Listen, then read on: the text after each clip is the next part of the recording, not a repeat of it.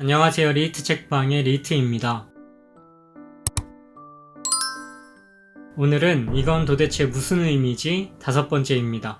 이건 도대체 무슨 의미지? 5번째에서는 프리드리히 니체의 좋음과 나쁨, 선과 악을 다루려고 합니다. 바로 시작하겠습니다.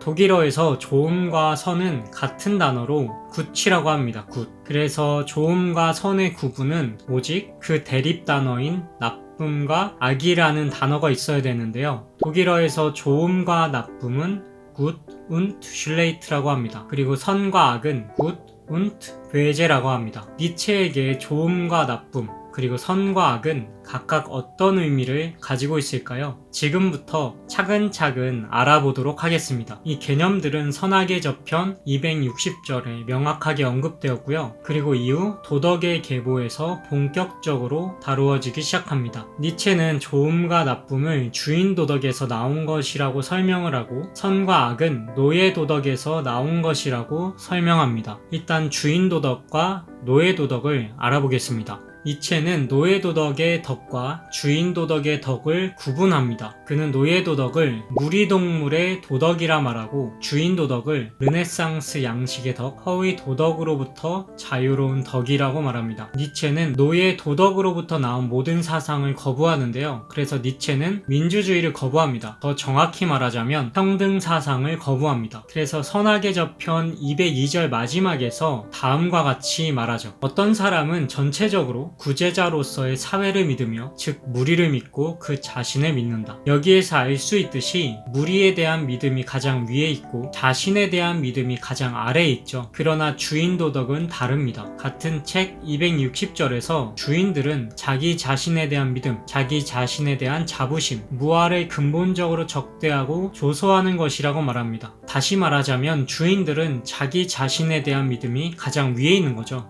이러한 전제에서 니체는 언어에 대한 분석을 시작합니다. 주인들은 자신을 좋다라고 해요. 나는 좋은 사람이다. 이 좋다라는 단어 안에 어떠한 의미가 또 있는지 같이 보시죠.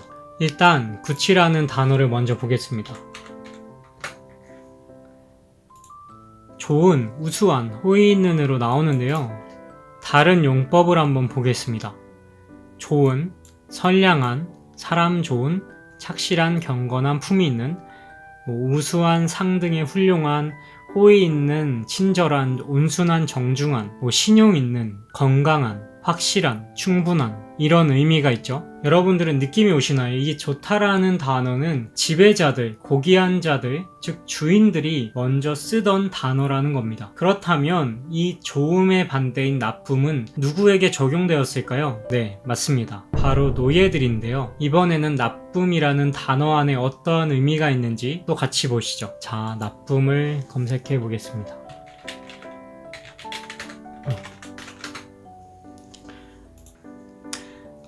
기본 단어가 나쁜, 틀린, 편하지 않은이죠. 열등한, 저급한, 평균 이하인, 능력이 모자라는, 불충분한, 부적절한, 신체 기관의 기능이 좋지 않은, 손상된, 몸이 좋지 않은, 아픈, 약한, 해로운, 이룰 것이 없는, 불리한, 얼마 되지 않는, 세련되지 못한, 교육을 잘 받지 못한, 품행이 좋지 않은, 타락한, 저속한, 외설적인, 악의에 적대적인, 거부하는, 어려운, 단순한, 평범함. 이번에도 느낌이 오시죠? 니체는 이렇게 독일어, 그리스어, 라틴어를 이와 같이 분석해 나갑니다. 이렇게 좋음과 나쁨이라는 언어의 용법은 지배자들로부터 발전하게 됩니다. 여기에서 중요한 건 이 나쁨이라는 단어 안에는 경멸의 뜻이 있기는 하지만 반대로 동정의 의미가 숨어 있습니다. 아까 보셨듯이 몸이 좋지 않은, 아픈, 약한, 기능이 좋지 않은, 그리고 세련되지 못한, 교육을 잘 받지 못한 이라는 말들을 잘 생각해 보시면 그 안에 동정이 숨어 있음을 알 수 있습니다. 그리고 이 나쁨이라는 단어 안에는 정신적인 평가가 포함되어 있지 않습니다. 그냥 주인인 자신은 좋고 노예는 나쁘다는 식이었죠. 그러나 이 두 단어가 선과 악으로 전도됩니다.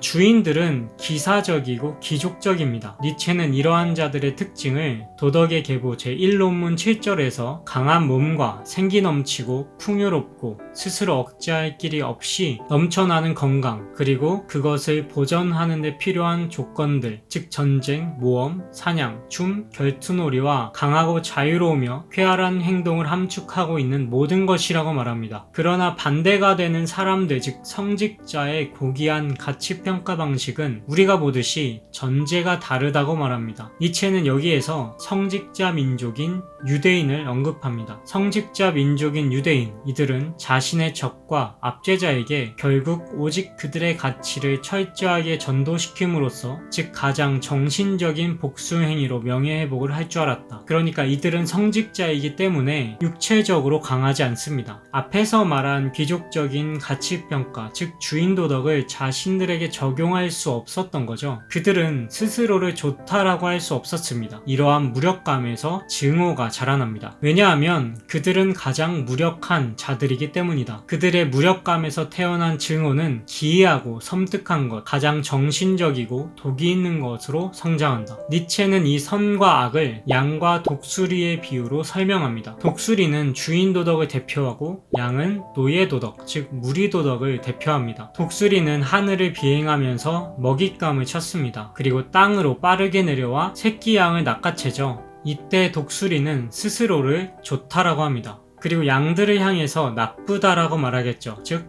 그들은 강하지 않다라는 의미에서. 그러나 양의 관점에서 볼 때 이것은 역전됩니다. 양들은 자신을 선이라 이름합니다. 그리고 자신들을 해치는 독수리를 악이라고 이름하죠. 이때 악이라는 단어 안에 어떠한 의미가 있는지 같이 보시죠.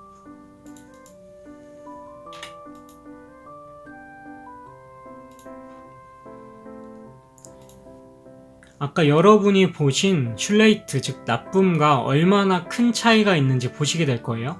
유해한, 악이 있는, 버릇없는, 못된, 악한, 부도덕한, 병든, 염증이 생긴, 탐욕스러운.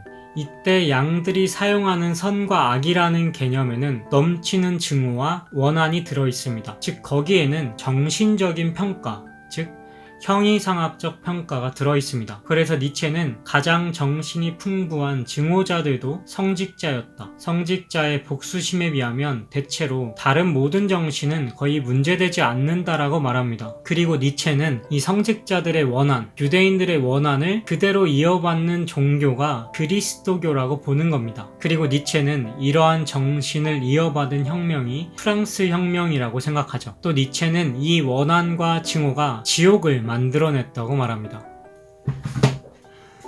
그래서 니체는 도덕의 계보 1논문 8절에서 이러한 상황을 전율할 만한 역설이라고 표현합니다. 제가 그 부분만 읽어드리겠습니다. 유혹하고 도취시키고 마비시키고 타락시키는 힘에서 신성한 십자가라는 저 상징에, 십자가에 매달린 신이라는 저 전율할 만한 역설에, 인간을 구원하기 위해 신 스스로 십자가에 못 박힌다는 저 상상할 수 없는 마지막 극단적인 잔인함의 신비에 견줄 만한 것이 있을까? 적어도 이 기호 아래 이스라엘이 자신의 복수와 모든 가치를 전도함으로써 지금까지 모든 다른 이상, 모든 고귀한 이상을 누르고 다시 승리했다는 것은 확실하다. 도덕의 계보 제1논문 15절에 라틴어 원문 그대로 인용하고 있는 테르툴리아누스가 그리스도의 적들이 처절하게 벌받는 모습을 묘사한 구경거리에 나오는 구절은 이러한 원한과 복수심의 감정을 잘 보여줍니다. 이제 이해가 가시나요? 좋음과 나쁨에서 선과 악으로의 전도. 이것에 대해 더 세세하게 알고 싶으신 분들은 니체의 도덕의 계보 제1논문을 읽어보시는 걸 추천합니다. 영상이 도움이 되셨다면 구독과 좋아요를 눌러주시고 댓글도 남겨주세요. 네, 시청해주셔서 감사합니다.